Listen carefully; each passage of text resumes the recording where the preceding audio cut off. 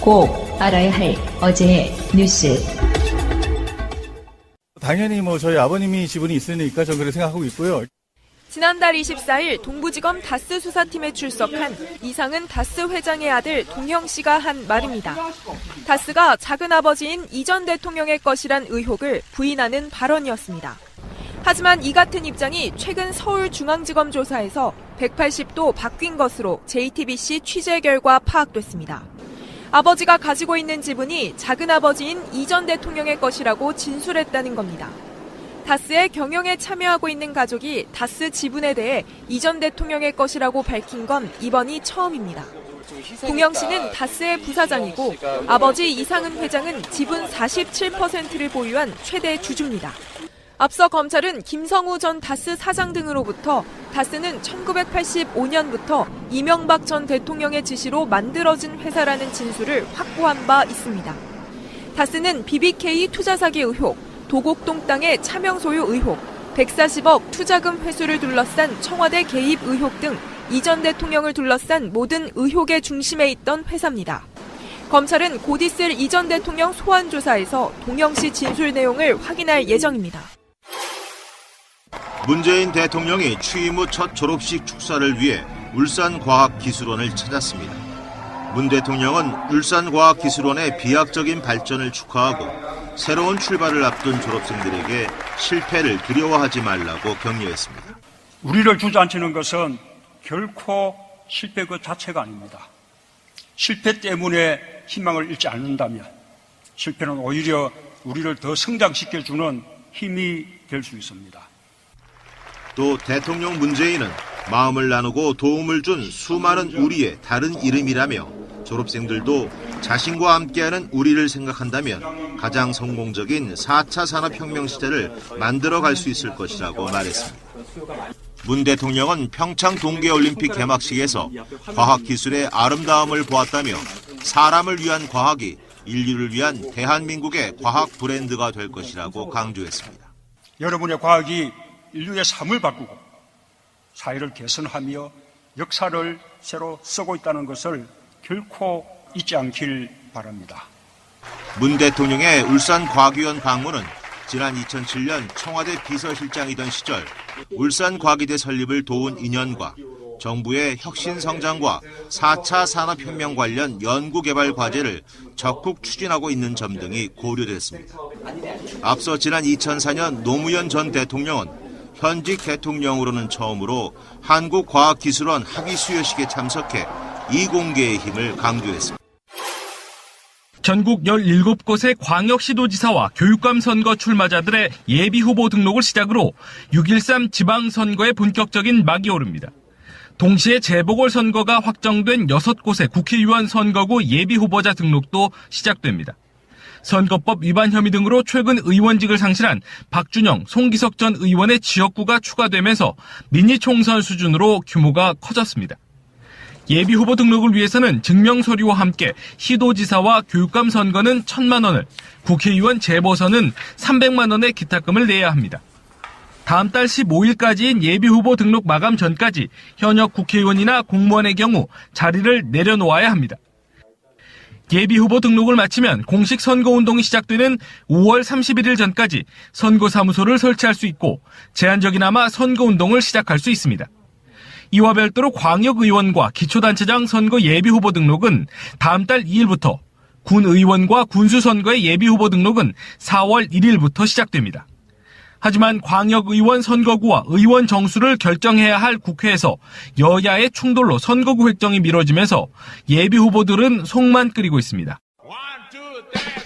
방송 중간에 좋아요를 눌러주시면 새날팀들에게 큰 힘이 됩니다. 미리 감사합니다.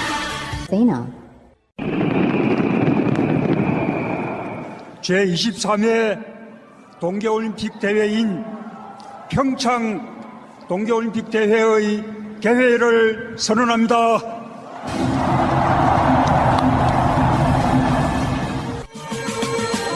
트위터가 진짜 언론입니다. 여러분들은 북한에서 만든 뮤직비디오 보셨어요? 휘파람? 혹시 보신 분? 네. 유튜브에서 그 단편만 봤어요. 네. 그러니까 풀 버전을 못 찾았어요. 풀 버전이라니까 느낌 이상한데. 휘파람이란 노래는 북한에서는 찾아보기 힘든 일반 대중가요예요. 체제 선전, 뭐 위대하신 수령님 이런 게 아니잖아. 제도로서의 민주주의가 흔들리고 구타는 일은 이제 없습니다. 민주주의가 밥이고 밥이 민주주의가 되어야 합니다. 예전에 이제 영상음악실이 생기던 때가 있었습니다. 80년대 초중반에. 음악 감상실 이런 거. 네. 거기에 귀로만 듣던 음악을 그림과 함께 보는 그런 시절이 있었어요. 그게 이제 뮤직비디오로 발전하는 효시 같은 건데. 그러다 보니까 한국에서도 80년대 중반쯤이면 뮤직비디오라는 걸 만들어요. 근데 그 뮤직비디오 만드는 그 흐름이 어떤 거냐면 가사 내용대로 만들어. 되게 유치해. 가사 내용을 그대로 화면에다 담아서 그렇게 옮기는 거. 그러다가 나중에 이제 굉장히 발전한 형태로 막 스피디한 전개 이렇게 만들어지고 예전에 뮤직비디오 하면은 조성모의 뮤직비디오가 굉장히 파격적이었죠. 맞아요. 초반에. 완전 영화 같죠. 영화처럼 만드는 뮤직비디오. 북한도 심지어는 뮤직비디오를 만들었어. 휘파람이라는 노래를 갖고 남자가 막 뛰어와요. 그래서 한 2층이나 3층쯤 되는데 아마 내가 보기엔 한 3층쯤 되는 것 같아. 거기에 베란다에 남자가 와가지고 여자를 불러내리는데 부모가 있으니까 그 소리로 뭐 예를 들면 마차야 이렇게 부르지를 못하고 휘파람을 붑니다. 아 예전에 뭐 뻐꾸기 소리 내고 뭐 했다는 그렇지, 뭐 그런 것처럼. 여자가 그 소리를 듣고 나와가지고 이제 서로 이렇게 막 웃으면서 이렇게 이야기하고 우리나라 같으면 지금은 바로 집으로 들어가죠. 근데 그런 느낌이 아니고 뭐 꽃다발 던지고 정말 풋풋해요. 우리 80년대를 보는 것 같은 느낌인데 이제 그런 노래 속에 보면 이런 거 있잖아. 남자가 주는 어떤 상징성은 뭐냐면은 북한에서 지금 남한의 음악들이 한류처럼 뭐 7080 음악부터 시작해서 한류의 아이돌들까지 유행하고 있다는 것이 뭐냐. 들어왔던 게 다르거든. 너무 달콤하거든. 꿀 떨어지는 그런 음악들이 많잖아요. 남녀 관계에 있어가지고. 그렇다 보니까 이제 북한의 응원단이 와서 공연을 하는데 나름대로 준비한 퍼포먼스인 거지.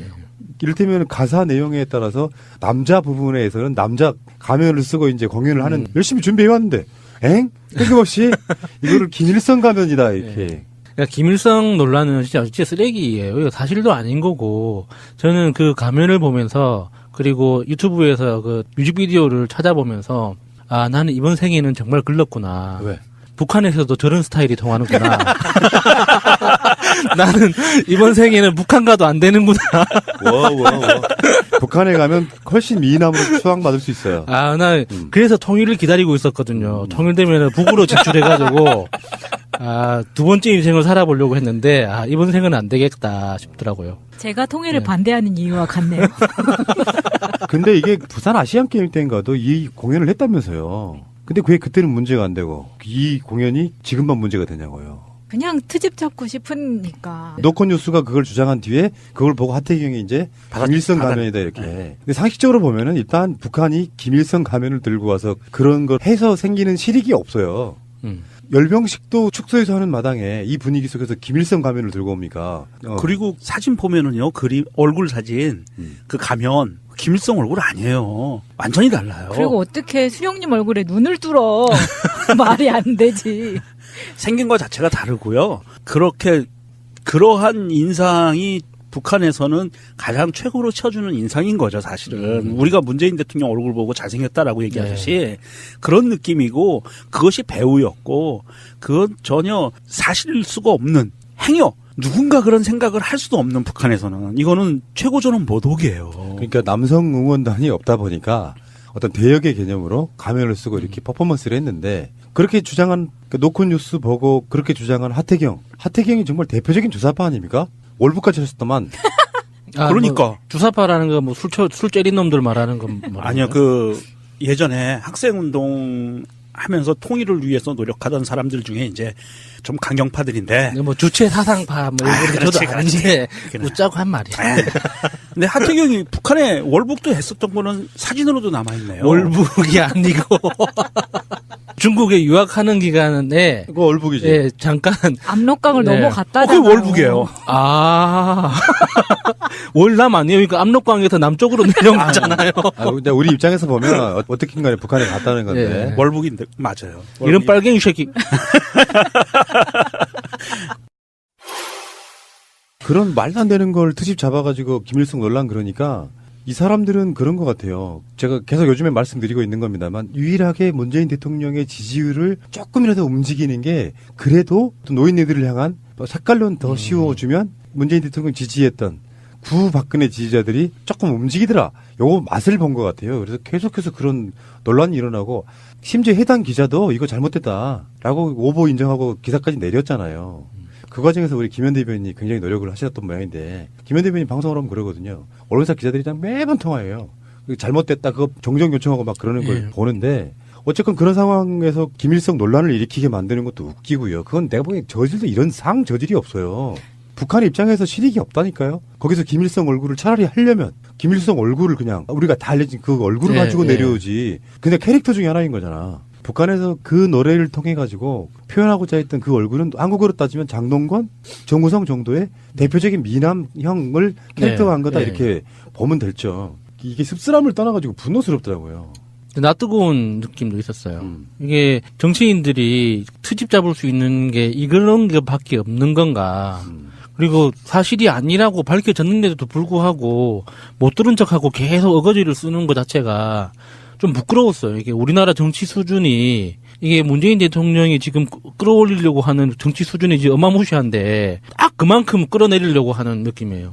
근데 이 사람들은 정말 인정하기 싫은 거예요. 그게 오보가 아니라 진실이라고 믿고 싶은 거고 오보라고 판정이 났는데도 불구하고 이거 바미당이 아직 안 됐죠? 국민의당인가요? 바른미래당? 이 사람들도 이렇게 자유당하고 똑같아요. 이 통일부가 나서서 북한을 대변하고 있다. 북한의 입장을 두둔하고 있다. 이런 식으로 이야기를 하고 있거든요.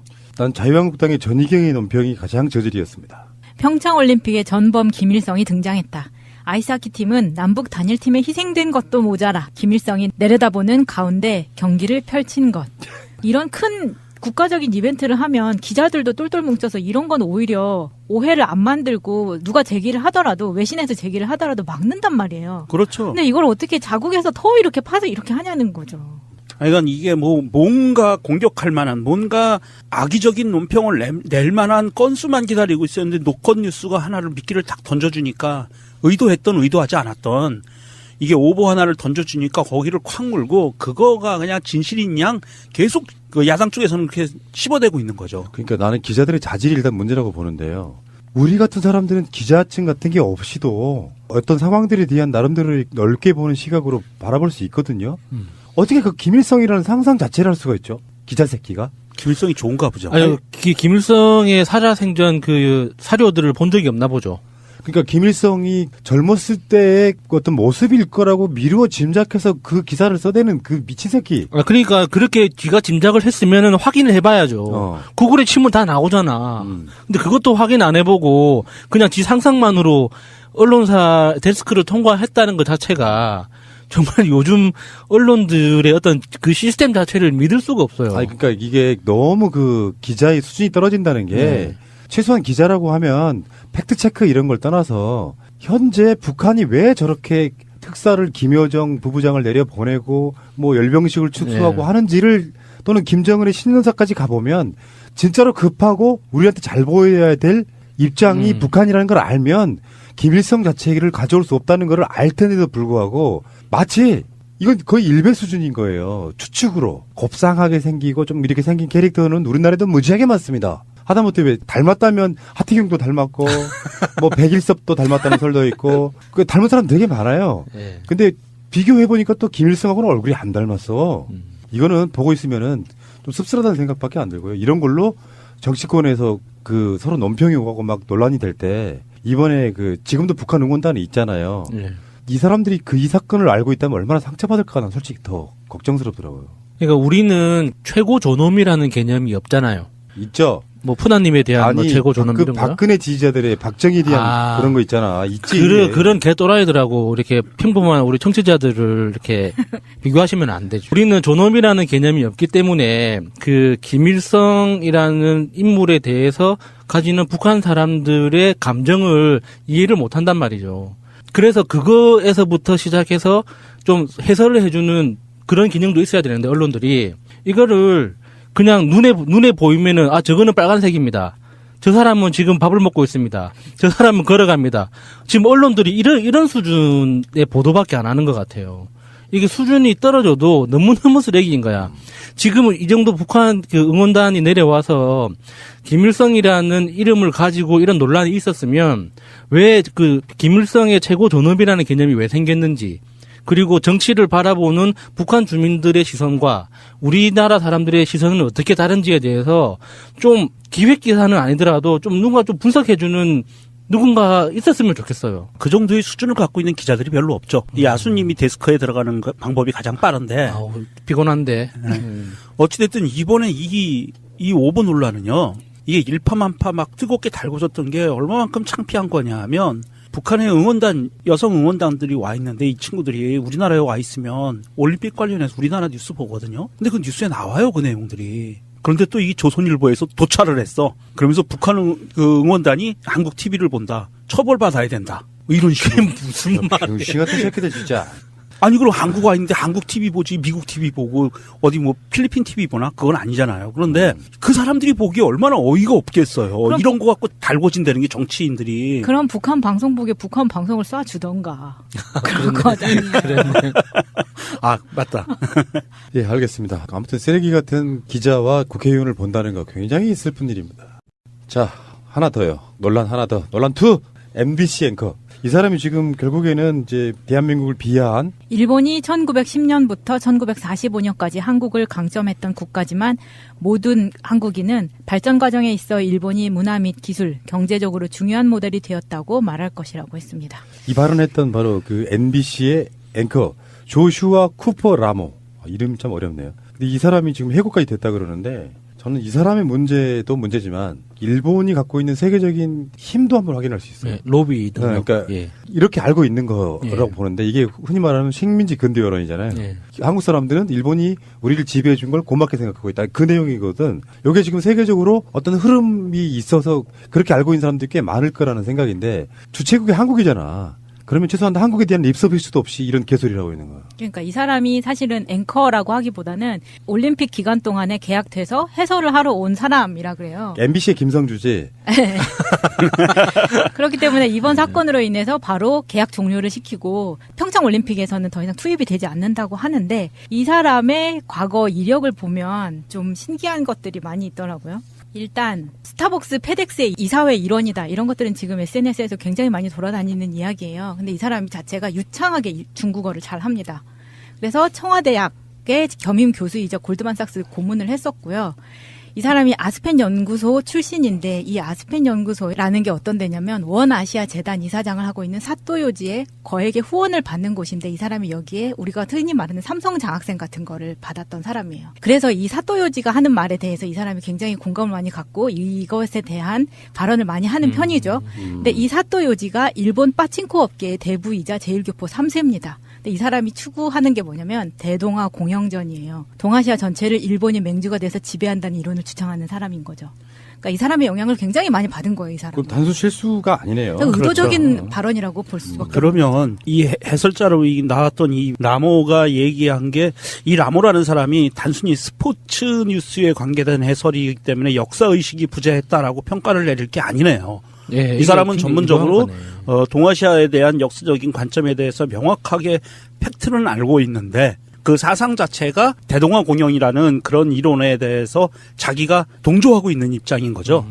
그렇다면 정말 여기서 우리가 바라봐야 될 건 한 가지인 것 같아요. 이런 망언을 뱉는 자가 잘렸느니 안 잘렸느니 이게 중요한 게 아니에요. 이것은 일본이 그동안 수십 년 동안 외국의 공공 외교 채널과 민간 외교 채널을 통해서 일본의 입장을 얼마만큼 광범위하게 넓게 많이 자기들의 주장을 퍼뜨려 왔는지, 그리고 자기들의 주장을 퍼뜨린 것이 얼마만큼 성공적인 결실을 맺고 있는지가 우리가 이거를 판단을 해야 돼요.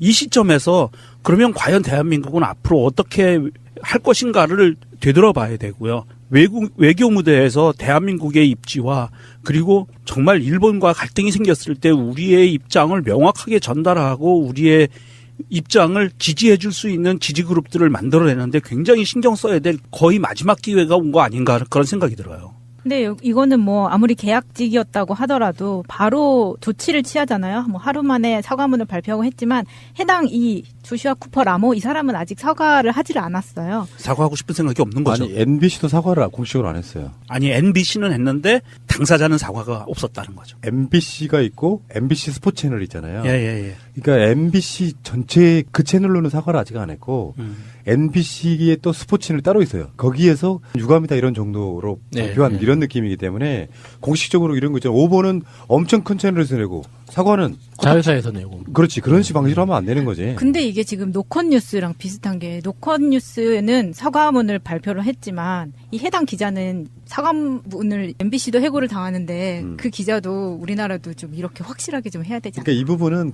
내가 봤을 때는 그건 프리랜서 개념이에요. 직원이 아니고. 네, 이 사람은 직원은 아니고. 직원이 아니고 프리랜서 개념 계약을 해지시켜버리면 되는 거니까. 또 노컷뉴스의 정규직 직원하고는 좀 약간 개념이 다를 수 있습니다. 논란거리는 생겨요. 어떻게 대처하느냐가 중요한 부분인데 김일성 얼굴 사진 논란 이런 부분은 정말 수준 이하에 그냥 드러내는 것 같고요. 조금만 알아보고 하지. 우리 같은 사람도 그렇게 막 지르지 않잖아요. 어떤 논란들이 있을 때. 근데 거기에 대해서 김일성 사진일 거라고 미루어 짐작하는 그 쓰레기는 뭐냐고요. 나는 그 노컷뉴스 기자가 일배하고 있는지 저는 솔직히 말해서 의심해 봅니다. 그런 가능성이 되게 높다. 저는 그렇게 봐요. 올림픽이 진행되고 있지만 우리가 지금 다룰 수밖에 없는 꼭 다뤄야 되는 바로 인물 이명박 이야기를 하겠습니다. 방송은 오늘 나온 보도 중에 우리가 전에 이야기했었죠. 박지원 청와대 전 정무수석 장관도 지낸 적이 있고요. 이 사람이 이명박의 지시로 김백준에게 2억을 받아서 국회의원들의 정치자금으로 건넸다. 그래서 액수나 명단 등은 진술하지 못했는데 검찰 입장에서는 일관성이 부족해서 의도나 진위를 파악 중이다 이렇게 이야기했다는 이런 보도가 나왔거든요. 이 보도 자체는 좀 뭔가 팩트가 정확한 보도라고 볼 수는 없지만 단독을 걸었으니까 한번 언급해 드리는 차원에서 박재환이 청와대에서 돈을 받아가지고 국회의원들한테도 줬다 이거잖아요. 네. 청와대 돈도 아니야. 국정원 특활비를 김백준이 받아서 박지원한테 주면서 정무수석이니까요. 어차피 정무수석은 청와대에서 있는 시간보다 국회에 있는 시간이 훨씬 더 많아야 되는 사람. 그래서 돈을 줘봐야 대부분은 다 그 당시에 여당한테 줬을 거라고 보는데 그러니까 뭐야? 이렇게 따지면은 이를테면 이제 물타기가 아닌가 싶어요. 받은 사람도 있겠죠. 근데 아마 물타기 용도도 분명히 있는 것 같아요. 검찰의 반응도 그렇잖아요. 일관성은 부족하고 진위 의도를 파악 중이다 이런 식으로. 그 당시 지금 드러나고 있는 여러 사건들을 통해서 이명박 박근혜 당시 그 정권의 분위기를 보면 진짜 돈판이었던 것 같긴 해요. 이게 어디서든 현금이 최순실처럼 현금으로 개소기를 들고 다니면서 서로 현금으로 주거니 받거니 했던 그런 분위기가 막 이렇게 상상이 되는 거죠. 우리만 받은 거 아니야. 국회의원들도 받았는데 니들이 가만히 있어? 이런 식의 약간 으름장 그렇게 느낌이 오는데요. 문제는 규모가 국회의원들 몇 명한테 몇 천만 원 정도 전달된 거하고요. 추정치로는 이명박은 수십억, 수백억이에요. 그 관점에 대한 물타기. 우리만 받은 거 아니다. 이런 느낌이 좀 있고요. 2억은 너무 짜네요. 이 와중에. 또 한 가지가 우려할 만한 사항은요. 사실 이게 국정원 특활비 수사가 국고손실과 뇌물과 이런 아주 엄중한 범죄로 연결되는 것인데 이것이 명확한 증거가 없이 그리고 자기가 본인이 이것을 증언을 하면서도 명단이나 구체적인 금액에 대해서 이야기를 하지 못하고 그냥 두리뭉실하게 이렇게 이야기했다는 것을 보니까 사실은 이게 법적인 쟁점 뇌물죄와 국고손실죄에서 벗어나서 이게 정치적인 쟁점으로 몰려갈 수도 있는 요인이 있어요. 뭐냐면 이게 확실히 증거가 있다면 이렇게 말을 해도 됩니다. 이 사람이. 그런데 증거가 없이 말을 했다는 것은 국회의원들한테 도와주세요. 자유한국당에 도와주세요라는 것도 있지만 이것이 전체적으로 큰 틀을 보면 이제 어차피 처벌을 피할 수 없는 단계까지 왔는데 이 상황에서 한번 프레임을 전환해보자. 그래서 이것이 국회의원들 전체 300명 가까운 국회의원들 전체를 묶어서 이것이 나만 먹은 거 아니고 같이 먹었는데 하면서 전체적인 그 정치적인 프레임으로 몰아가고자 하는 시도가 아닌가 저는 그렇게 보여요. 검찰이 좀 정신을 똑바로 차리고 이런 부분에 대해서는 명확하게 증거에 입각해서만 수사를 해줬으면 좋겠어요. 그렇지 않고 이게 증거가 명확하지 않은 것 같고 손을 대면 나중에 또 2심, 3심 가가지고 이상한 결과들이 나올 수가 있거든요. 어떤 의도인지는 모르겠는데 박재환은 일종의 자기 자신의 변호 같은 거죠. 똑같잖아 지금 스킬이. 국정원에서 나간 돈 누구한테 줬어? 누가 가지고 갔어? 하면 청와대 김희중이면 김희중, 김백준이면 김백준 이렇게 나왔는데 여기서 지금 박지원 이야기가 등장하니까 나 사실 그 돈 내가 쓴 게 아니고 나는 정치를 위해서 정무수석으로서 국회의원들한테도 나눠줬어. 이렇게 말하는 그런 느낌이기 때문에 전체 맥락에서는 크게 중요한 건 아니고요. 지금 이제 본격적으로 나올 이야기 중에 평창 올림픽이 개막하면서 흐름 타다 보니까 크게 부각이 안 된 측면이 있는 게 바로 다스 미국에 소송할 때 삼성이 소송비를 내줬다 이거거든요. 대납했다는. 예. 다스가 2009년 3월 달에 김경준 전 BBK 대표를 상대로 투자금 140억 원을 돌려받기 위해서 미국에서 진행 중이던 소송을 미국 대형 법무법인인 에이킨 건프에 맡긴 후 소송 비용 수십억 원을 삼성전자에 떠넘긴 정황을 포착했다. 8일과 9일 날 삼성전자 사무실하고 이학수 전 삼성그룹 전략기획실장의 자택을 압수수색했다 이거거든요. 근데 올림픽 때문에 크게 부각이 안 됐어요. 딱 그 시점이었고 올림픽 개막하고. 네, 이것도 굉장히 큰 뉴스죠. 이 에이킨 건프가 삼성전자 북미 지사의 미국 법률 회사라고 하더라고요. 그리고 그 140억을 돌려받는 그 소송에 에이킨 건프를 비롯한 총 5개의 로펌이 동시에 참여를 했대요. 그래서 소송 비용 자체가 굉장히 많았는데 이 에이킨 건프가 이제 착한 일 하듯이 다스가 그렇게 형편이 힘들다면 우리는 받지 않아도 괜찮아라고 했다고 하죠. 그렇죠. 그래서 다스에서 받은 내역은 없는 거예요. 현재까지. 다스가 지불한 내역은 현재까지 없고요. 이런 상황에서 이게 굉장히 중요한 어떤 그 방아쇠가 될 수가 있는데 검찰 입장에서는 현재 이명박이 다스의 실소유주로 확신하고 있어요. 이명박이 다스의 실소유주다라고 결론을 내렸다라고 나오고 있고요. 그거에 맞물려서 건프라는 회사가 다스 소송 비용을 삼성으로 받았다라는 것은 어떤 의미냐 하면 그 당시에 이명박이 대통령이었잖아요. 그래서 이거는 정말 이명박이 부탁을 하거나 청탁을 하지 않았다고 하더라도 이거는 뇌물이에요. 100% 뇌물죄로 걸립니다. 그러니까 2008년 4월 달에 차명 계좌와 1,000억 원대의 세금 포탈 혐의가 적발이 돼요. 이건희가. 나라가 난리가 나서 이건희가 막 경영 쇄신안을 내놓고 모든 직책을 또 당시 이수빈 삼성생명 회장한테 경영권을 주고 퇴진을 해요. 물러나는 거지. 차명 계좌 또는 세금 포탈 이런 게 있어가지고. 그리고 나서 결국에는 이제 수사를 받아서 7월 16일 날 양도소득세 456억 원에 대한 조세 포탈 혐의로 징역 3년과 집행유예 5년, 벌금 1,100억 원을 선고받았는데 이후에 2009년 8월 14일 날 세금 포탈과 주식시장 불법행위, 배임 혐의가 적발되어 추가 기소되었습니다. 그리고 유죄가 확정됐는데 그해 2009년 12월 29일 날 대통령 이명박이 특별 단독 사면을 발표하는 원포인트 사면이죠. 네. 예. 지금 상황에서는 얼마 전에 그 정영식 판사가 이재용 석방했잖아요. 그래서 이게 괜한 논란을 만들어낸 격이 될 수가 있는 거죠. 검찰이 정말 빡친 것 같아요. 정말 빡 돌았다고 하죠. 이재용이 지금 석방됐지만 이미 이제 그 대법원 그 최종 판결까지 당연히 갈 거잖아요. 그 검찰이 그 상고했으니까 가게 되면 이 건이 사실 같은 사건이 아니기 때문에 직접적인 영향을 미치지는 못하겠지만 이건 또 별건으로서 이재용 부회장을 수사할 수밖에 없는 거죠.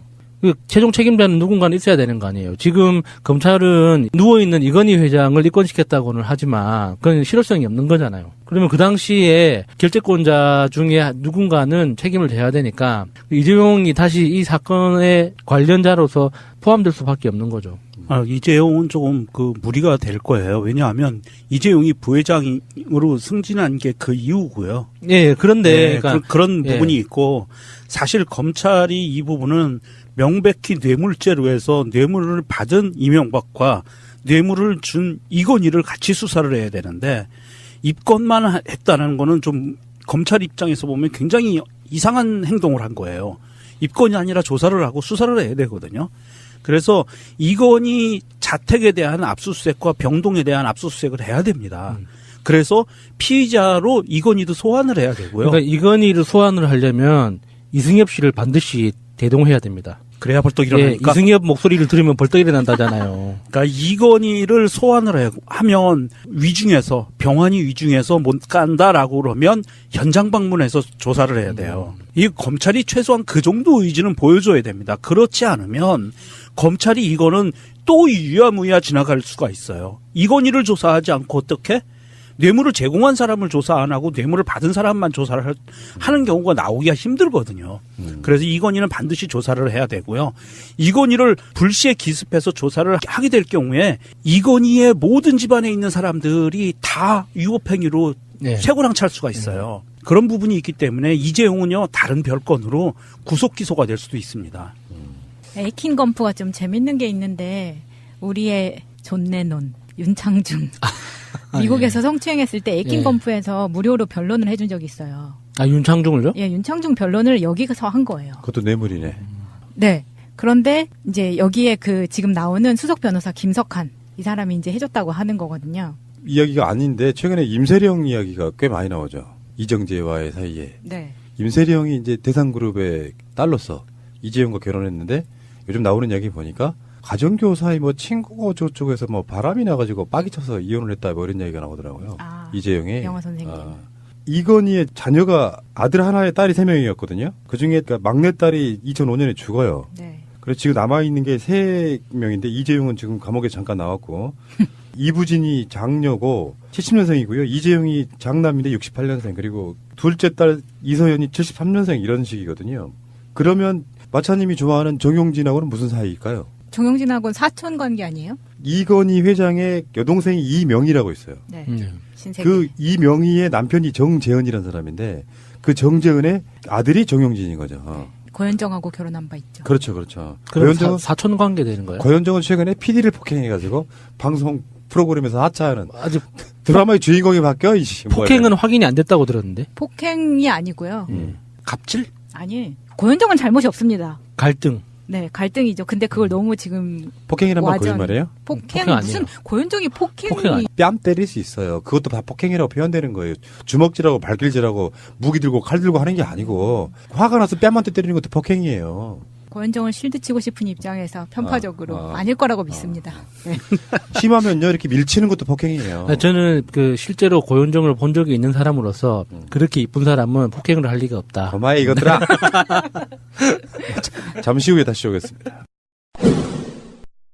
지금 다스 문제 같은 경우는 120억이네, 뭐 140억이네 이런 비자금들 있잖아요. 네. 근데 그게 아닐 거라는 이야기는 관계자 이야기부터 입이 좀 나왔었거든요. 빙산의 일각이고 나머지 비자금들이 엄청나게 많다는 단서를 포착하고 지금 검찰이 수사를 하고 있는 것 같고요. 지금 서울에 있는 그 검찰청들이 뭐 중앙지검 말고도 동부지검 뭐 등 다 있잖아요. 네. 다 나눠서 하고 있더만. 그러니까 검찰은 내가 봤을 땐 그런 거야. 정말 맛있는 먹잇감을 이렇게 주고 뭔가 일을 시키니까 막 계속 물어뜯고 지금 이명박은 내가 봤을 때 그 여러분 그 개막식장에서 이명박 리셉션장에 이명박 표정 봤죠. 완전 쭈글쭈글. 전직 대통령으로 보기 어려울 정도의 불쌍함이 느껴지더라고요. 불쌍하다는 게 그가 잘못하지 않았는데 불쌍한 게 아니라 인생 별거 없다는 거를 한 번쯤 깨달았으면 좋겠다 생각이 그러니까 들어요. 인간 존재로서 너무 초라해 보인다고 해야 되나? 그러니까 이 새끼는 그런 게 있잖아요. 그 대통령으로서 평창 올림픽을 유치한 자라는 자기 자만심 이런 것들이 리셉션장에서도 굉장히 중요한 자리를 줄 알았나 봐요. 그러니까 이게 전체적인 행사장이라 그러면 메인 테이블이 있어요. 문재인 대통령과 각국 정상들 하는 자리. 근데 이명박은 또 다른 구석진 테이블에서 그냥 앉아 있었던 거예요. 그래도 최소한의 배려를 받은 거라고 생각했던 게 장하성 실장 옆에 앉았어요. 그래도. 그 옆에는 황영철이가 또 앉았고요. 문재인 대통령이 리셉션장에서 본인의 테이블이 아닌 다른 테이블에 가서 인사를 건넨 건 유일하게 명박입니다. 대통령이 직접 가가지고 인사를 건넸어요. 굉장히 큰 대우를 해준 거예요. 그러니까 이명박은 박근혜 정권 때까지만 해도 사실은 문재인 정부의 몇 개월까지만 해도 자기가 상황 느낌이 있었다고요. 그런데 갑자기 피의자가 됐고 그 현장에서 원 오브 댐 이 기분이잖아요. 여러 초청 하객들 가운데 한 명으로 앉아 있는 그 기분이 되게 좀 묘했던 것 같아서 막 하늘 쳐다보고 그보다 더 불쌍한 건 왜 개막식장에서 그 추위에 구석탱이 앉아가지고 그 쫄딱 비 맞은 쥐새끼 같이 앉아 있는 모습 보고 정말 기분이 상쾌했습니다. 아주. 초록 모자라도 같이 좀 쓰지. 아니 그 초록 모자를 쓰면 이명박 같은 그 신문머리는요 상할 수가 있어가지고 저처럼 헤어스타일을 절대 포기할 수가 없어요. 전 모자 안 쓰잖아요. 그렇다고 제가 머리를 심었다는 소리는 아니고 헤어스타일을 중시합니다. 나 같은 사람은 모자를 쓰면 완전히 이렇게 망가지는 거지. 자 어쨌든 비자금 이야기는 좀 그렇고 진짜 중요한 얘기 하나만 할게요. 다스 이야기 지금 수사 끝났어요. 제가 봤을 때는 다스 수사는 끝났다고 보고 겸해서 지금 특활비도 뇌물로서 중요한 거 했는데 제2롯데월드 특혜란 무엇이냐? 롯데가 그냥 이뻐서 절대 아니죠. 특혜라고 이름을 붙일 수밖에 없는 게 정말 건설 분야에 대해서 아무것도 모르고 공군 기지가 어떻게 운영되는지 아무것도 모르는 무주랭이가 봐도 이상하거든요. 그게 어떻게 활주로를 몇 도 꺾어가면서까지 건물을 올릴 생각을 한다는 것 자체가 전체적으로 말이 안 되는 거죠. 대한민국이라는 나라에서 군사기지를 한눈에 조망할 수 있는 건물을 지어준다라는 것은요. 자유한국당들이 얘기할 때 보면 이건 종북 세력이에요. 반역행위죠. 그런 것을 스스럼 없이 저지른 거예요. 그 허가 과정에서 어떠한 혜택을 받았는지 어떠한 대가를 지불했는지 이런 것들이 명백하게 밝혀져야 되고요. 이게 지금 웃기는 게 뭐냐 하면 롯데가 공사 끝나고 나서 부담금도 3,290억에서 951억으로 줄어들었어요. 2,400억 정도가 갑자기 줄어드는 거예요. 3분의 1로 확 줄은 거죠. 네. 그러면 롯데 입장에서는 2,000억 이상이라는 돈이 절약이 됐는데 입시였을까요? 아니거든요. 그 돈이 어디 갔을까요? 어딘가에 갔겠죠. 네, 저수지에 갔을 것 같아요. 이거는 현찰이기 때문에 저수지를 안 가고 혹시 마당 파고 심지 않았을까? 마늘밭에? 이명박 집 마당. 저번에 우리가 하나은행 다룰 때 하나은행 김승희 이야기했잖아요. 네. 현재 지금 청계재단에 가 있죠. 네. 롯데도 마찬가지거든요. 롯데의 이명박에 가장 가까운 사람 중에 하나 학교 동문을 심어서 이명박이 심었다기보다는 사실은 롯데가 이명박을 구워 삼기 위해서 이명박과 연이 있는 사람을 자기 회사의 중요한 자리에 앉히죠. 그리고 이런 노비를 해서 결국은 이 사람이 이게 다 끝나고 나서 청계재단 이사로 갑니다. 롯데월드 특혜 의혹이라는 건 뭐 다른 게 없어요. 롯데가 이명박에게 무엇을 얼마를 줬을까를 찾아내는 거죠. 경찰에. 네. 롯데로부터 이명박 스타일로 보면 정말 그에게 로비 자금을 이명박한테 줬을 거라고 봐요. 그거 찾아내는 거죠. 사실 그렇지 않고서는 불가능한 거죠.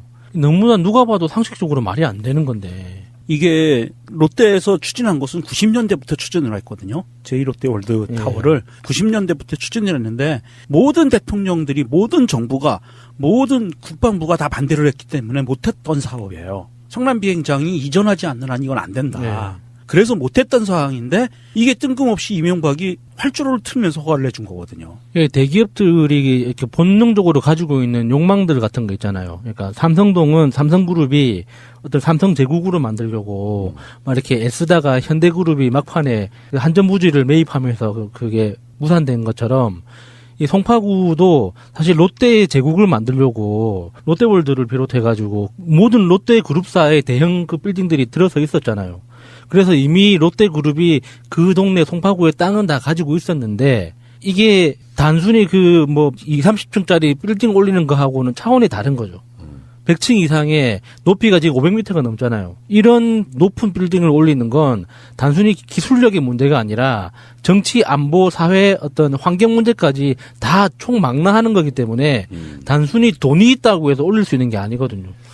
이명박이 대통령으로 올라가니까 롯데가 이명박하고 대학교 다닐 때 동창이던 장경작이라는 인물을 롯데의 사장으로 이제 영입을 해요. 롯데 호텔에. 네. 그리고 이 사람이 모든 노비의 연결고리였던 거고, 그리고 그 사업이 다 끝나고 나서는 바로 청계재단으로 다시 가는. 그러면 장경작이 핵심 인물이죠. 장경작이 어떤 형태를 통해서 이명박을 구워 삶았고, 이명박의 스타일이 나는 롯데라는 회사가 너무 좋아 보여서 롯데가 롯데월드 만들면 내가 123층에 올라가서 전망대에서 구경 좋은 거 할 일이 있으니까라고 바꿔주지는 않잖아. 그러니까 롯데한테는 최소 모르긴 해도 1,000억 원대 이상의 로비 자금이 저는 이명박한테 갔다고 보는 거예요. 이런 인간입니다, 이게. 제2롯데월드 타워라고 하는 이 건물에 부동산 등기부등본을 그 사정당국에서는 다 물론 받겠지만 갖고 다 일일이 추적을 해야 돼요. 이게 본인이 맞는지 갖고 있는 사람 본인이 맞는지를 추적해서 봐야 되고요. 제가 보기에는 롯데월드 타워를 지으면서 현찰을 주지는 않았을 것 같아요. 건물을 몇 층을 주는 게 훨씬 이득이거든요. 롯데 측에서도. 그러면 그 건물 중에 몇 층은 이명박이 걸 수도 있다? 보통 한 20개 층 정도로 예상을 하는데 마이 갓. 그렇게 해봤자 전체 몇 프로나 되나. 그러니까. 나는 반대라고 보는데 그게 더 꼬리가 밟히죠. 그러니까 깔끔하게 현찰로 주고 현찰로 끝내는 게 낫지. 나중에 보면은 알고 봤더니 막 롯데월드 120층은 김윤옥 명의로 돼 있고 이시영 명의로 돼 있고 이거보단 낫지 않을까? 거기 해당하는 몇천억 원대 그 로비 자금이 훨씬 더 깔끔하지.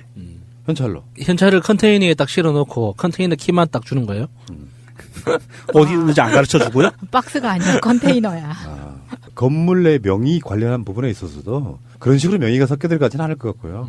롯데 전체가 컨트롤하는 부분에서 주인은 롯데라고 하는 그룹 전체의 어떤 주체, 롯데건설이라든지 그 주체가 갖는 형태로 가겠죠.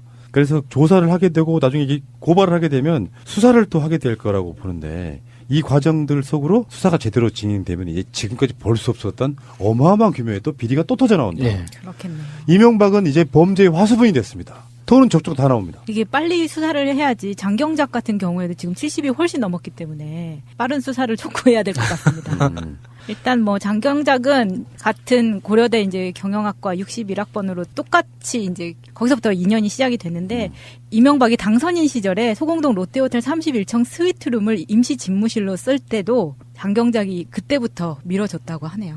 그러니까 내가 대장이라고 만약에 70, 80년대에 기업하는 사람 같으면 대통령 누구냐 그러면 자기 그룹 내에서 인맥 무조건 찾아요. 찾아가지고 이 사람을 그 대정부 창구로 이게 비리가 많이 나던 시절의 이야기인 거지. 뒷돈 뭐 서로 간에 어떤 노비 상황에서 아는 사이면 얼마나 편하겠어요. 용박아 나야 나. 마 반갑다. 뭐 그런 관계 찾아내는 게 가장 중요한 일 중에 하나예요. 그래서 뭐 그런 경우 있잖아. 정권이 새로 들어섰는데 우리 그룹에는 인맥을 만들 수가 없네 이런 상황도 있거든요. 그런 상황을 갈 수 있다고 보고요. 자 알겠습니다. 여러분 이거 다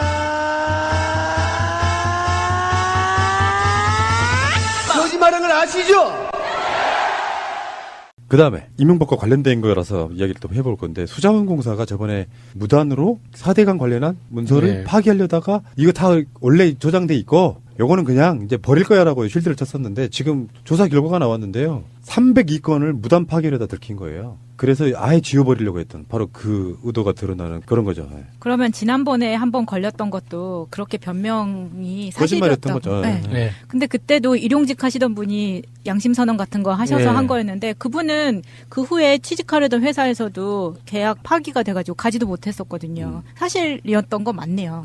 그런데 이게 심각한 게 302건 무단 파기하려다 덜미가 잡혔다라고 하는데 중요한 건 그 이전이에요. 1월 9일부터 18일까지 총 5차례에 걸쳐서 기록을 반출 및 파기를 반복했고요. 특히 1회차에서부터 4회차에 걸쳐서는 16톤 분량의 기록물 등이 폐기 목록이나 심의 절차 없이 파기됐다는 거예요. 16톤. 16톤이면 얼마만큼이에요? 겁나 많죠? 겁나 많죠.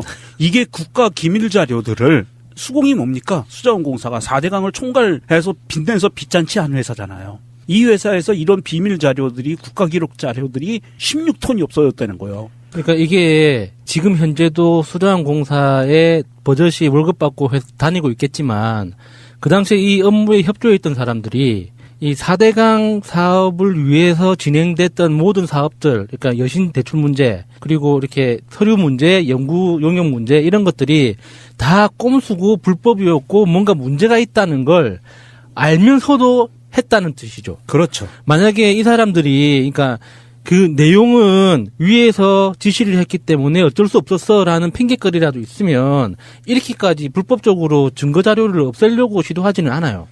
자기들도 다 핑계거리가 있으니까. 그런데 그 당시에도 뭔가 법적으로 문제가 있었음에도 불구하고 자기들이 눈 감고 업무를 진행했다는 반증이죠, 이게. 그래서 지금 반출을 하려다가, 그러니까 사실 폐기하려다가 회수된 원본 기록물이 뭐가 있습니까? 소수력 발전소 특별 점검 조치 결과 제출, 내부 수기 결재를 받은 메모 보고, 해수 담수화 타당성 조사 및 중장기 개발 계획 수립, 내부 수기 결재를 받은 방침 결정 등이 들어 있었고요. 4대강 생태 하천 조성 사업 우선 시행 방안 검토 요청 등 등록 대상인 수기 결재를 받은 업무 연락, 그다음에 문비, 수치 해석 검증을 위한 워크숍 자문서, 국토해양부 4대강 살리기 추진본부에서 송부한 기록물도 파기 대상에 있었습니다. 그리고 수기 결재는 없었지만 대외주의라고 표시된 보고서, 여기에는 VIP 지시사항도 포함이 되어 있었고요. 표지에 바이스 보고용이라고 표기된 기록물도 파기 대상으로 구분되어 있었습니다. 그러니까 지금 행정안전부 산하의 국가기록원이 지금 이것을 대조해본 결과 파기다 들킨 사건 이후에 이런 정도는 원본 보관이 안 된 거라는 거잖아요. 네. 원본 보관이 됐으면 이 리스트에 지금 올라와서 발표될 이유가 없잖아. 원본은 없고 원본을 파기하려다가 지금 들킨 상황인데 정말 범죄의 화수분 이명박 씨. 놀랍지 않습니까? 저는 방금도 말씀드렸지만 그 이명박이 4대강을 죽여가는 그 과정에서 정말 궁금했었거든요. 거기에 공무원들과 공기업 직원들이 너무나 체계적으로 진짜 이렇게 뭔가 미리 교육을 받았던 것처럼 착착 뭔가 맞춰 들어가면서 너무 모든 사업이 매끄럽게 진행이 됐어요. 뭔가 장애물이 생기면 예를 들어서 예비타당성 검사라는 그런 항목이 되는 거면은 사업을 쪼개가지고 여타가 필요 없게 하는 사업으로 만들어서 다시 진행하고, 그리고 무슨 연구 결과가 필요하면 미리 준비나 한 것처럼 2년 전에 용역을 내줬던 연구 결과를 그것도 그 사업 목적과 딱 맞는 연구 용역을 미리 준비해놓고 그거 딱딱 아기 맞춰주듯이 맞춰주면서 모든 사업이 5년 안에 그 4대강 사업이 딱 완료될 수 있도록 모든 스케줄이 너무나 잘 맞춰 들어갔었거든요. 이게 지금 이제 드러나는 것 같아요. 그 사람들이 이렇게 이 정도로 했기 때문에 지금 와서 증거를 없애려고 한다는 것 자체가 다 공범들이라는 뜻이죠. 이번에 그 적발된 파기 대상 자료 중에 중요한 게 인천에 있는 경인 아라뱃길이라고 있어요. 경인운하라고 해서 그때 4대강 사업의 시범 사업이라고 해서 추진했던 이명박이 거기 가을에도 냄새 납니다. 냄새 나죠. 이게 인천 앞바다 서해안에서 북한 쪽에서 인위적으로 물길을 만들어서 한강하고 직접 연결하는 거예요. 그래서 큰 해외 유람선들이 한강으로 들어오게 하겠다. 제가 자전거를 타면서 그 유람선을 항상 보거든요. 주말에 나갈 때마다. 마른 유람선인데 실제로 보면 유령선 같아요. 사람이 없어. 그러니까 한강에서 다니는 유람선 같은 유람선인데 작은 거가 다니는데 원래는 큰 유람선과 국제적인 유람선 그리고 화물을 실은 배가 바로 서울로 진입할 수 있게 하겠다라고 강의 시범 사업으로 만드는 거예요. 지금은 물이 썩어서 냄새도 나고 그 동네에 여러 가지 문제가 많습니다. 그냥 건물은 정말 잘 지어놨어요. 다 놀고 있어요. 그런 것들이 있는데 이것을 공사 시작 초기에 1조 원이 손실이 발생한다는 것을 수공이 이미 알고도 공사를 했다는 거고요. 국가에서 지원을 더 받아도 1조 원 손실이 난다라는 그런 걸 판단을 했고요. 여기에 보면 또 이명박이 특별 지시를 합니다. 직접 지시를. 남측 제방도로를 왕복 4차로에서 2차로로 줄이고 돈을 받으면 안 된다라고 이명박이 지시를 합니다. 그래서 추가 손실이 7,345억이 발생을 한대요. 그래서 지금 야수님 얘기했던 자전거 타는 도로 거기에요. 그 남측 도로가. 그 자전거 도로가 이명박이 지시해서 만드는 거예요. 그렇게 해서 또 추가 손실이 나고 그 동네 아라뱃길 그 옆에 사는 동네들은요. 옛날부터 지하수를 먹던 동네거든요. 근데 이거를 땅을 파면서 깊게 파니까 지하수가 다 없어졌어요. 새 나가서. 그래서 거기에는 인천시와 그다음에 상수도 사업본부가 본인들의 재정으로 상수도를 놔줬어요. 그 정도로 지금 문제가 굉장히 심각한 동네고요. 그리고 아라뱃길 그 마지막 말단에 터미널이 있거든요. 그러니까 아라뱃길 공원과 그 국제 여객 터미널이 조성이 돼 있어요. 근데 사람이 아무도 없습니다. 없어요. 창구에 직원이 없어. 창구가 닫혀 있어요. 아니 사무실 직원만 있고요. 터미널이 2군데 있어요. 인천 측에 하나 있고요. 그다음에 서울 들어가는 김포 입구 쪽에 하나 있어요. 건물과 승용차 몇 대만 있어요. 직원들 몇 명. 주차장 굉장히 좋습니다. 그러니까 왜 앞방송에서 자유한국당 장지원의 논평하고 좀 유사한 건데 한강의 하구가 서해로 흘러 들어가는 과정에 거기가 휴전선으로 막혀 있어요. 그러니까 한강에 배가 드나들 수가 없어. 그러면 통일을 위한 노력을 하는 것이 더 빠를 수도 있거든요. 근데 그거 몇 조 원 들여가지고 아라뱃길이라고 운하를 만들어가지고 결국에는 속셈이 뻔하잖아. 거기서 챙기는 국민 세금이라든지 등등을 노리고 그런 짓거리 하는 거잖아요.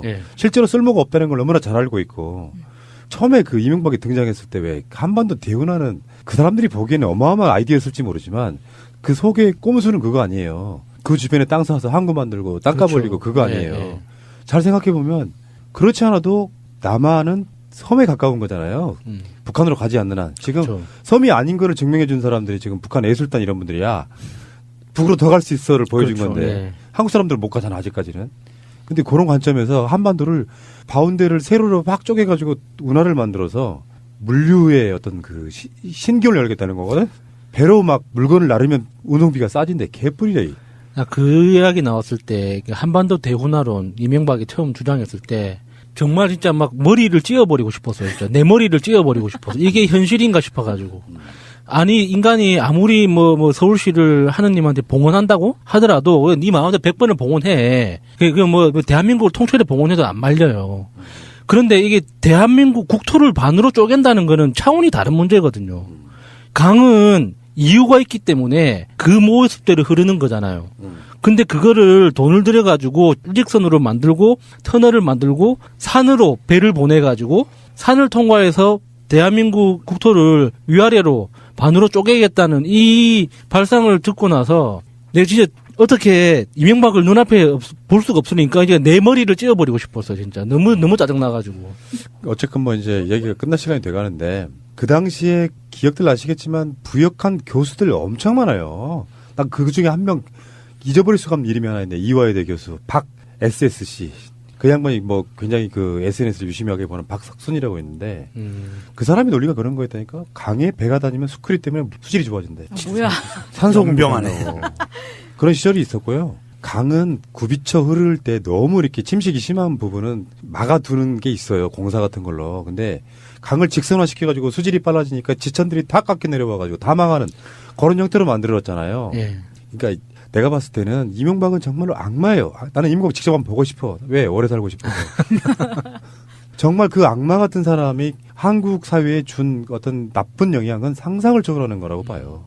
어떻게 이런 인간이 다 있습니까? 그렇지만 그런 악마도 평창 올림픽이 열리고 앉아있는 모습을 보면서 저 사람의 말로가 이제 곧 눈에 보이는구나. 올림픽 이후에 세상에 어린아이들이 설 명절에 세뱃돈 기다리는 것도 아니고 올림픽이 끝나면 나는 가야 하네.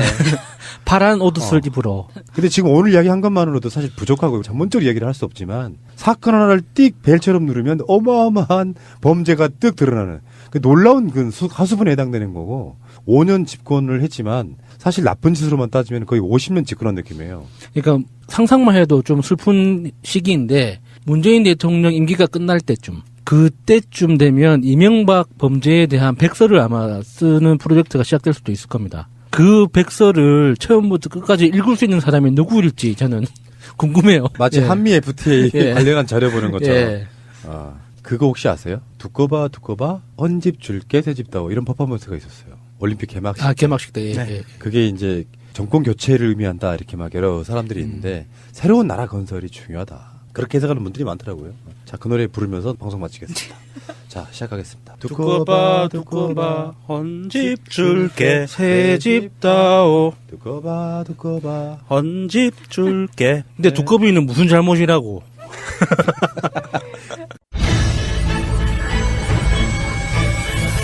한 발짝 늦은 뉴스.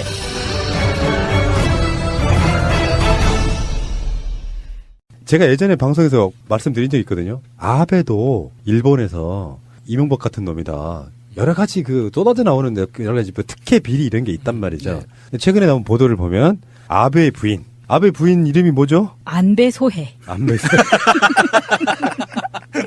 아베 아키에. 네. 아베 부인 아베 아키에가 안배소의 여사가 지금 사학재단의 부지를 헐값으로 구매한 의혹 이런 게 있어요. 그러니까 일종의 특혜 받은 거죠. 특혜. 네. 그 가격 차이가 엄청나더만요. 감정가는 9억 3,400만 원인데 이곳에 14%만 주고 헐값을 사드려요. 이 아주머니가 돌아다니면서 저질렀던 여러 가지 일들이 우리나라 언론에 떠도는 게 사실 확인된 건지는 모르겠지만 그냥 이렇게 느낌이 그랬어요. 최순실 같은 느낌을 받았어요. 안 끼어든 데가 없고 젊었을 때는 뭐 이렇게 술집도 차렸다고 그렇게 이야기가 있더라고요. 그래서 뭔가 최순실스러운데? 라는 생각을 했어요. 한국말도 곧잘 하고 한국 드라마 이런 엄청 좋아한다고 원래 한류 팬이라고 알려져 있죠. 네, 그래서 이름이 원래 이제 결혼하기 전에는 마스자키 아키에 이 한자로 쓰면 송기소해예요. 근데 여기에서 기자를 빼고 자기가 한국식 이름으로 송소해라고도 만들었다고 하죠. 송중기 좋아하나 보네요. 어쨌건 그런 특혜 의혹들이 몰려 있어가지고 지금 사실 권력이라는 게 일본은 아베 절대 국가처럼 보이지만 이런 식으로 권력이 무너지는 거거든요. 좀 심하게 말하면 미국이 오다 받아서 북한 치는 용도로만 써먹는 그리고 사실 뭐 다 아시는 분들 알지만 지금 일본 왕과도 척을 지고 있는 사이잖아요. 네. 왕은 2차 대전의 전범으로서의 처절한 반성과 사과를 하려고 노력하는 사람이고 그 전범으로서 자위대밖에 갖고 있지 않은 일본은 전쟁을 일으킬 수 있는 자기 나라 군대 제대로 된 공격이 가능한 군대로 만들고 싶어하고 그래서 헌법을 개정하려고 하고 그런데 일본 사람들은 이제 아베에 환호해가지고 아베의 절대 권력을 밀어주는 상황이지만 이렇게 어떤 권력이 점점점 무너지는 모습. 왜? 견제 세력이 없어서 그런 거예요. 그리고 우리가 일본의 정치를 보면서 이 내각제의 가장 안 좋은 케이스가 이렇구나라는 거를 정확하게 봐야 돼요. 완전히 국민과 정치가 분리돼가지고 국민 따로 정치 따로 놀잖아요. 그래서 정치는 정치대로 정치 논리로만 자기들끼리 그 이너서클 그라운드로만 놀고 있고 국민들은 정치가 어떻게 돌아가든지 간에 자기들 알아서 먹고 사는 것만 걱정하고 이런 식으로 돌아가는 게 지금 우리나라에서 내각제를 주장하는 정치인들이 바라는 가장 좋은 케이스인 거죠. 내 정치인으로서의 밥그릇만 보장이 된다면 다른 건 아무 상관이 없는 우리가 주의 깊게 봐야 됩니다. 이게 그 아베의 부인이 지한파라고 그렇게 얘기들이 있었거든요. 한국을 좋아한다고. 그런데 저는 이거 약간 좀 그 전부터 의심을 품어왔던 게 뭐냐면 이 사람이 사실은 아베 남편은 굉장히 일본 제국주의 사상을 좋아하는 사람이고 극우파고 부인은 그것을 뒤에서 조작하는 역할을 한 것 같아요. 그래서 나는 사실은 박근혜가 맺은 한일 위안부 합의라는 거에 이 아베의 부인이 관련됐을 확률이 굉장히 높다고 봐요. 그래서 이 아베와 아베 부인은 어떻게 움직이냐면 아베 부인이 한국과 왔다 갔다 하는 것을 보일 때 아베는 신사참배하고 막 이런 식으로 양쪽으로 움직이거든요. 그러니까 국민의 여론을 양쪽의 여론을 다 갖고 노는 거예요. 보완제죠, 보완제. 그렇죠. 그러면서 한국을 많이 안다는 것 때문에 사실은 위안부 합의도 그 일본 내에서 도는 소문은 아베가 자기 부인의 소원을 들어준 격이라고 이렇게 얘기를 하고 있거든요. 일본 내에서는. 그런 소문들이 돌고 있는 것도 있고 하는 것을 보면 부창부수인 것 같아요. 예. 홍준표가요, MBN에다가 5억 손해배상 소송했고요. 그러면서 하는 말이 또 갈라치기를 하네. TV조선에는 응원한다고 메시지 보내고. 정말 답답하죠. 언제 이 사람의 입을 짱돌로 주사버릴지. 근데 이 TV조선을 옹호하면서도 거짓말로 옹호했어요. 이게 진실이면 제가 욕을 안 하는데, 제가 뭐 홍준표한테 이 아이 저 아이 이야기한다고 뭐 말 많은데, 이 아이가 왜 제가 싫냐면 거짓말로 호소한다는 겁니다. 지금 TV조선 9시 뉴스가 급등한다고 했잖아요, 시청률이. 1점 몇 %예요. 급등한 적이 없어요. 근데 왜 거짓말을 치냐고요. 그것도 제1야당의 대표가 공개적으로 거짓말을 한다는 것은 이거는 범죄예요. 더 이상 이건 정치 영역이 아니라니까요. 왜 거짓말을 치냐고. 홍준표의 지금 언행들은 사실은 정치인의 것이라기보다는 아닙니다. 공해 수준이에요. 보는 사람이 스트레스만 엄청 받는. 그러니까 홍준표 자체의 캐릭터가 일부 먹히는 층이 있어요. 말 세게 하고 막 대충 막 그게 사실이냐 아니냐는 중요하지 않아. 막 선동하면서 거짓말해도 말 시원하게 하네. 난 문재인 싫어. 그런 사람들한테는 먹히는 일부가 있는데. 아베족들. 예. 제가 항상 하는 말이죠. 그게 언발의 어줌둥이라고. 그러면 뭐 하냐고. 민주주의 국가에서 유의미하게 지지를 끌어올리지 못하면 선거에 망하는데요. 그러니까 그냥 가짜 뉴스로 통칭되는 어떤 특정한 캐릭터가 일부 지지층을 잡아먹긴 하는데 표의 확장성이 없으니 자유한국당이 미래가 없다. 이 관점으로 가는 거거든요. MBN에다 5억 손해배상 소송 같은 거를 한다고 한들 그게 자기들한테 우군이 될 것이냐 이런 건 아니잖아요. 그러니까 홍준표 자체의 태도가 좋으면 언론들이 알아서 잘 받아 써줘요. 그렇죠. 네. 근데 태도가 워낙에 나쁜 상태에서 이렇게 손해배상까지 소송이 걸리잖아요. 그러면 그러느니 안 쓰고 말지 어떻게 좋겠어요. 그러니까 좋은 뉴스가 나오는 집단이 아니니까 언론들이 좋게 쓰기는 힘들지만 그렇다고 그래서 하는 짓거리를 보면 좋게 써주기도 힘들어. 그러면 결국은 자기들 손해다. 이렇게 말씀드리고 싶은 거예요. 그런데 이게 이제 야당, 그래도 120석에 가까운 당인 야당의 대표가요, MBN에 이러면요, 이건 협박입니다. 협박이고요. 국민을 아직도 개돼지로 보는 거죠. 이 5억을 손배소를 하는 이유는요, 다른 언론들을 재갈을 물린 거예요. 함부로 쓰지 마라. 니네 함부로 쓰면 이렇게 당한다. 라는 걸 경고하는 거거든요. 그러니까 이거는요, 정치인이 할 수 없는 짓입니다. 만약에 MBN이 잘못했으면 사과문을 발표하게 하면 되거든요. 그 다음에 언론중재위원회에 걸어서 발표하면 되는 겁니다. 그런데 여기다 대놓고 5억 손배소 걸어놓고 대대적으로 홍보하잖아요. 이건 뭐냐면 다른 언론한테 재갈을 물리려고 하는 겁니다. 야당 대표가 이러면요, 정말 쫄아요. 아, 이거 한 번 더 확인하자. 그런 와중에 지금 자유한국당에서는 4선 이상인 중진급이라고 하는 의원들 12명이 모여서 홍준표한테 중진회의 하자. 당대표하고. 너 우리하고 좀 만나야겠어.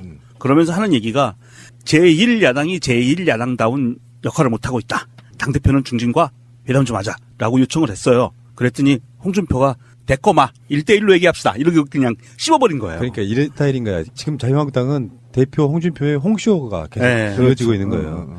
그건 정치가 아니야. 아니죠. 아, 알겠습니다. 더 이상 말하자니까 할 말이 없네. 우리 이제 앞으로 이 아이 말을 하지 맙시다.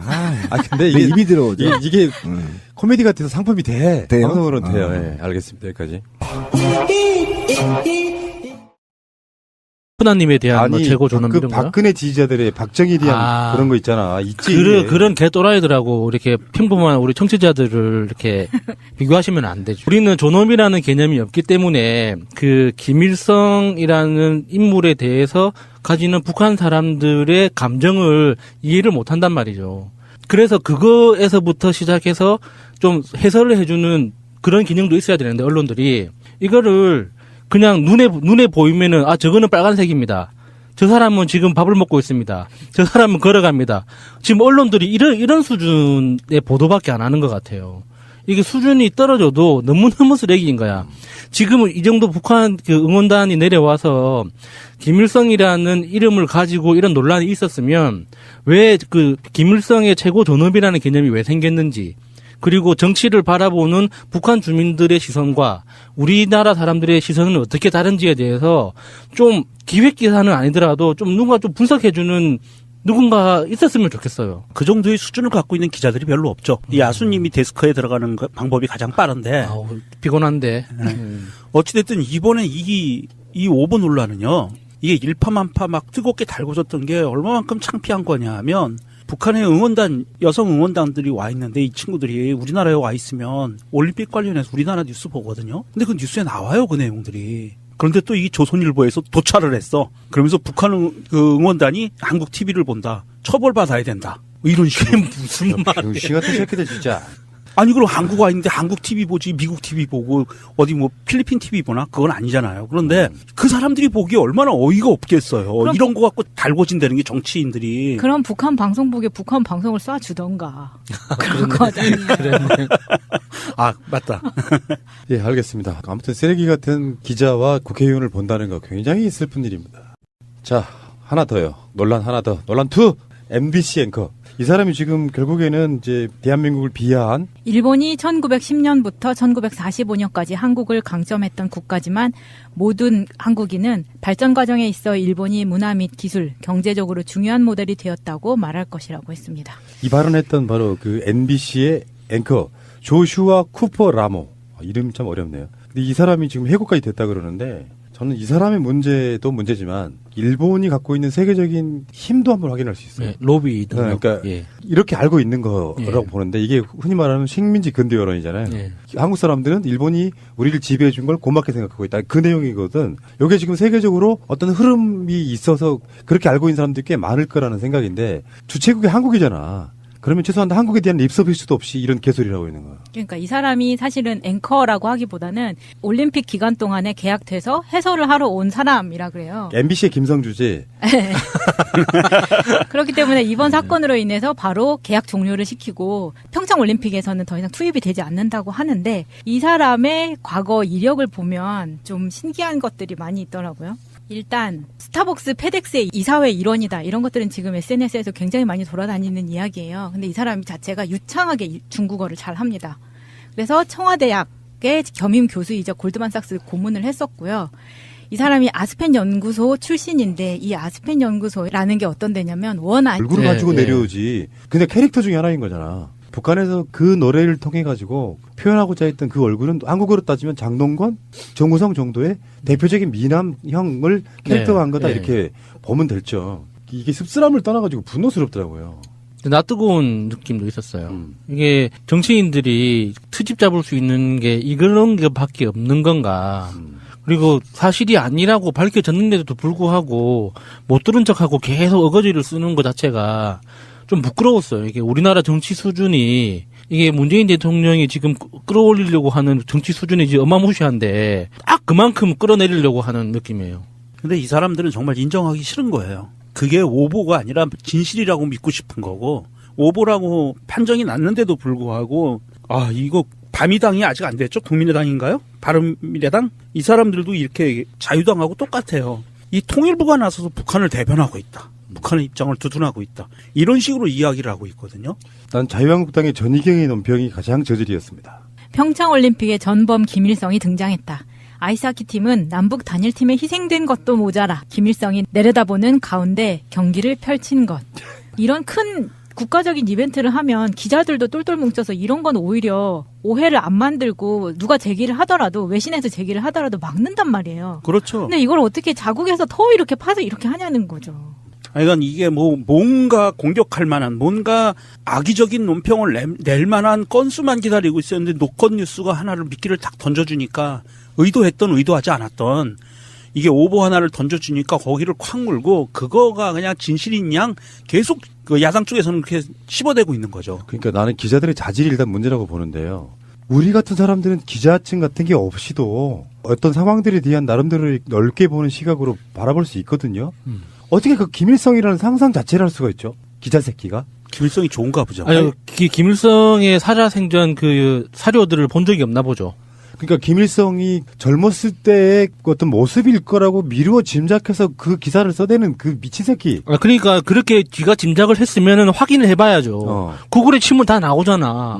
근데 그것도 확인 안 해보고 그냥 지 상상만으로 언론사 데스크를 통과했다는 것 자체가 정말 요즘 언론들의 어떤 그 시스템 자체를 믿을 수가 없어요. 아니, 그러니까 이게 너무 그 기자의 수준이 떨어진다는 게 최소한 기자라고 하면 팩트체크 이런 걸 떠나서 현재 북한이 왜 저렇게 특사를 김여정 부부장을 내려보내고 뭐 열병식을 축소하고 하는지를 또는 김정은의 신년사까지 가보면 진짜로 급하고 우리한테 잘 보여야 될 입장이 북한이라는 걸 알면 김일성 자체를 가져올 수 없다는 걸 알 텐데도 불구하고 마치 이건 거의 일배 수준인 거예요. 추측으로 곱상하게 생기고 좀 이렇게 생긴 캐릭터는 우리나라에도 무지하게 많습니다. 하다못해 왜 닮았다면 하태경도 닮았고 뭐 백일섭도 닮았다는 설도 있고 그 닮은 사람 되게 많아요.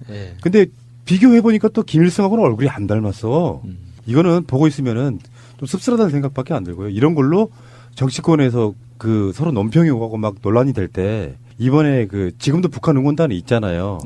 이 사람들이 이 사건을 알고 있다면 얼마나 상처받을까 난 솔직히 더 걱정스럽더라고요. 그러니까 우리는 최고 존엄이라는 개념이 없잖아요. 있죠. 오늘 국회의원 재보선은 300만 원의 기탁금을 내야 합니다. 다음 달 15일까지인 예비후보 등록 마감 전까지 현역 국회의원이나 공무원의 경우 자리를 내려놓아야 합니다. 예비후보 등록을 마치면 공식 선거운동이 시작되는 5월 31일 전까지 선거사무소를 설치할 수 있고 제한적이나마 선거운동을 시작할 수 있습니다. 이와 별도로 광역의원과 기초단체장 선거 예비후보 등록은 다음 달 2일부터, 군의원과 군수선거의 예비후보 등록은 4월 1일부터 시작됩니다. 하지만 광역의원 선거구와 의원 정수를 결정해야 할 국회에서 여야의 충돌로 선거구 획정이 미뤄지면서 예비후보들은 속만 끓이고 있습니다. 방송 중간에 좋아요를 눌러주시면 새날팀들에게 큰 힘이 됩니다. 미리 감사합니다.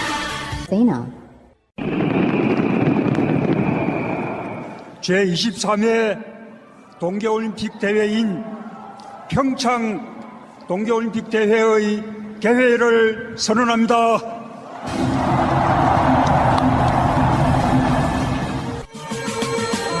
트위터가 진짜 언론입니다. 여러분들은 북한에서 만든 뮤직비디오 보셨어요? 휘파람? 혹시 보신 분? 네. 유튜브에서 그 단편만 봤어요. 네. 그러니까 풀 버전을 못 찾았어요. 풀 버전이라니까 느낌 이상한데. 휘파람이란 노래는 북한에서는 찾아보기 힘든 일반 대중가요예요. 체제선전, 뭐 위대하신 수령님 이런 게 아니잖아. 제도로서의 민주주의가 흔들리고 구타는 일은 이제 없습니다. 민주주의가 밥이고 밥이 민주주의가 되어야 합니다. 예전에 이제 영상음악실이 생기던 때가 있었습니다. 80년대 초중반에. 음악 감상실 이런 네. 거기에 귀로만 듣던 음악을 그림과 함께 보는 그런 시절이 있었어요. 그게 이제 뮤직비디오로 발전하는 효시 같은 건데. 그러다 보니까 한국에서도 80년대 중반쯤이면 뮤직비디오라는 걸 만들어요. 근데 그 뮤직비디오 만드는 그 흐름이 어떤 거냐면 가사 내용대로 만들어. 되게 유치해. 가사 내용을 그대로 화면에다 담아서 그렇게 옮기는 거. 그러다가 나중에 이제 굉장히 발전한 형태로 막 스피디한 전개 이렇게 만들어지고 예전에 뮤직비디오 하면은 조성모의 뮤직비디오가 굉장히 파격적이었죠. 맞아요. 초반에. 완전 영화 같죠. 영화처럼 만드는 뮤직비디오. 북한도 심지어는 뮤직비디오를 만들어서 휘파람이라는 노래를 갖고 남자가 막 뛰어와요. 그래서 한 2층이나 3층쯤 되는데 아마 내가 보기엔 한 3층쯤 되는 것 같아. 거기에 베란다에 남자가 와가지고 여자를 불러내려는데 부모가 있으니까 그 소리로 뭐 예를 들면 마차야 이렇게 부르지를 못하고 휘파람을 붑니다. 아 예전에 뭐 뽁뽁이 소리 내고 뭐 했다는 그렇지, 뭐 그런 것처럼. 여자가 그 소리를 듣고 나와가지고 이제 서로 이렇게 막 웃으면서 이렇게 이야기하고 우리나라 같으면 지금은 바로 집으로 들어가죠. 근데 그런 느낌이 아니고 뭐 꽃다발 던지고 정말 풋풋해요. 우리 80년대를 보는 것 같은 느낌인데 이제 그런 노래 속에 보면 이런 거 있잖아. 남자가 주는 어떤 상징성은 뭐냐면은 북한에서 지금 남한의 음악들이 한류처럼 뭐 7080 음악부터 시작해서 한류의 아이돌들까지 유행하고 있다는 것이 뭐냐. 들어왔던 게 다르거든. 너무 달콤하거든. 꼴 떨어지는 그런 음악들이 많잖아요. 남녀 관계에 있어가지고. 그렇다 보니까 이제 북한의 응원단이 와서 공연을 하는데 나름대로 준비한 퍼포먼스인 거지. 이를테면 가사 내용에 따라서 남자 부분에서는 남자 가면을 쓰고 이제 공연을 하는 열심히 준비해왔는데 엥? 뜬금없이 이거를 김일성 가면이다 이렇게. 그러니까 김일성 논란은 진짜 쓰레기예요. 이거 사실도 아닌 거고 저는 그 가면을 보면서 그리고 유튜브에서 그 뮤직비디오를 찾아보면서 아 나는 이번 생에는 정말 글렀구나. 왜? 북한에서도 저런 스타일이 통하는구나. 나는 이번 생에는 북한과도 안 되는구나. 북한에 가면 훨씬 미인함으로 추앙받을 수 있어요. 아, 나 그래서 통일을 기다리고 있었거든요. 통일되면 북으로 진출해가지고 아, 두 번째 인생을 살아보려고 했는데 아, 이번 생은 안 되겠다 싶더라고요. 제가 통일을 반대하는 이유와 같네요. 근데 이게 부산 아시안 게임 때인가도 이 공연을 했다면서요. 근데 왜 그때는 문제가 안 되고 이 공연이 지금만 문제가 되냐고요. 그냥 트집 잡고 싶으니까. 노컷뉴스가 그걸 주장한 뒤에 그걸 보고 하태경이 이제 김일성 가면이다 이렇게. 근데 상식적으로 보면은 일단 북한이 김일성 가면을 들고 와서 그런 걸 해서 생기는 실익이 없어요. 열병식도 축소해서 하는 마당에 이 분위기 속에서 김일성 가면을 들고 옵니까? 그리고 사진 보면은요, 얼굴 사진, 그 가면, 김일성 얼굴 아니에요. 완전히 달라요. 그리고 어떻게 수령님 얼굴에 눈을 뚫어. 말이 안 되지. 생긴 것 자체가 다르고요. 그러한 인상이 북한에서는 가장 최고로 쳐주는 인상인 거죠, 사실은. 우리가 문재인 대통령 얼굴 보고 잘생겼다라고 얘기하듯이 그런 느낌이고 그것이 배우였고 그건 전혀 사실일 수가 없는 행여 누군가 그런 생각을 할 수도 없는 북한에서는 이거는 최고조는 모독이에요. 그러니까 남성 응원단이 없다 보니까 어떤 대역의 개념으로 가면을 쓰고 이렇게 퍼포먼스를 했는데 그렇게 주장한 노컷뉴스 보고 그렇게 주장한 하태경이 정말 대표적인 주사파 아닙니까? 월북까지 했었더만. 아, 그러니까 뭐 주사파라는 거 뭐 술 째린 놈들 말하는 건 아니요. 그 예전에 학생운동 하면서 통일을 위해서 노력하던 사람들 중에 이제 좀 강경파들인데 뭐 주체 사상파 뭐 이런 저도 아닌데 웃자고 한 말이야. 근데 하태경이 북한에 월북도 했었던 거는 사진으로도 남아 있네요. 월북이 아니고 중국에 유학하는 기간에 그거 월북이지. 예, 잠깐 압록강을 넘어갔다잖아요. 그게 월북이에요. 아 월남 아니에요? 그러니까 압록강에서 남쪽으로 내려온 거잖아요. 근데 우리 입장에서 보면 어떻게 간에 북한에 갔다는 건데 월북인데 맞아요. 이런 빨갱이 새끼. 그런 말도 안 되는 걸 트집 잡아가지고 김일성 논란 그러니까 이 사람들은 그런 것 같아요. 제가 계속 요즘에 말씀드리고 있는 겁니다만 유일하게 문재인 대통령의 지지율을 조금이라도 움직이는 게 그래도 또 노인네들을 향한 색깔론 더 씌워주면 문재인 대통령 지지했던 구박근혜 지지자들이 조금 움직이더라. 요거 맛을 본 것 같아요. 그래서 계속해서 그런 논란이 일어나고 심지어 해당 기자도 이거 잘못됐다라고 오보 인정하고 기사까지 내렸잖아요. 그 과정에서 우리 김현 대변인이 굉장히 노력을 하셨던 모양인데 김현 대변인 방송을 하면 그러거든요. 언론사 기자들이랑 매번 통화해요. 잘못됐다 그거 정정 요청하고 막 그러는 걸 보는데 어쨌건 그런 상황에서 김일성 논란을 일으키게 만드는 것도 웃기고요. 그건 내가 보기엔 저질도 이런 저질이 없어요. 북한의 입장에서 실익이 없다니까요. 거기서 김일성 얼굴을 차라리 하려면 김일성 얼굴을 그냥 우리가 다 알려진 그 얼굴 꼭 알아야 할 어제의 뉴스. 당연히 뭐 저희 아버님이 지분이 있으니까 저는 그렇게 생각하고 있고요. 지난달 24일 동부지검 다스 수사팀에 출석한 이상은 다스 회장의 아들 동형 씨가 한 말입니다. 다스가 작은아버지인 이 전 대통령의 것이란 의혹을 부인하는 발언이었습니다. 하지만 이 같은 입장이 최근 서울중앙지검 조사에서 180도 바뀐 것으로 JTBC 취재 결과 파악됐습니다. 아버지가 가지고 있는 지분이 작은아버지인 이 전 대통령의 것이라고 진술했다는 겁니다. 다스의 경영에 참여하고 있는 가족이 다스 지분에 대해 이전 대통령의 것이라고 밝힌 건 이번이 처음입니다. 동영 씨는 다스의 부사장이고 아버지 이상은 회장은 지분 47%를 보유한 최대 주주입니다. 앞서 검찰은 김성우 전 다스 사장 등으로부터 다스는 1985년부터 이명박 전 대통령의 지시로 만들어진 회사라는 진술을 확보한 바 있습니다.